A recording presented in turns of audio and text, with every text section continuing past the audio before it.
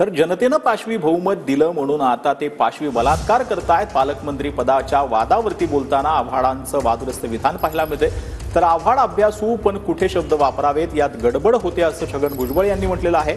आव्हाडांना जे सांगायचं आहे ते स्वच्छपणे सांगायला हवं असं देखील भुजबळ यांनी म्हटलेलं आहे। आपलं नाशिक असेल, रायगड असेल, इथल्या पालकमंत्री पदाला स्थगित देण्यात आलेले कसं बघतात? वादिवाद असं आहे, त्यांच्या घरातला आपापसातला वाद आहे। तर जनतेने एवढं पाशवी बहुमत दिलंय की ते जनतेवरती आता जवळजवळ पाशवी बलात्कार करत आहेत। त्याला काय करणार?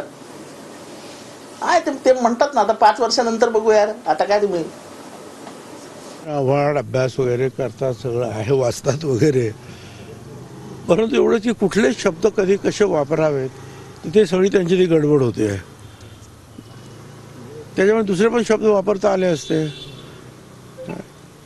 पाशवी बहुमत दिलं म्हणून परत पाशवी हा शब्द वापरून बलात्कार त्याला जोडायचा, मला असं वाटतं की त्यांना जे काय सांगायचं ते त्यांनी जे आहे असं काही न सांगता स्वच्छपणे जर सांगितलं ना जे काय बोलायचं ते, तर मला असं वाटतं की त्याच्यावर कॉन्ट्रोवर्सी निर्माण होणार नाही।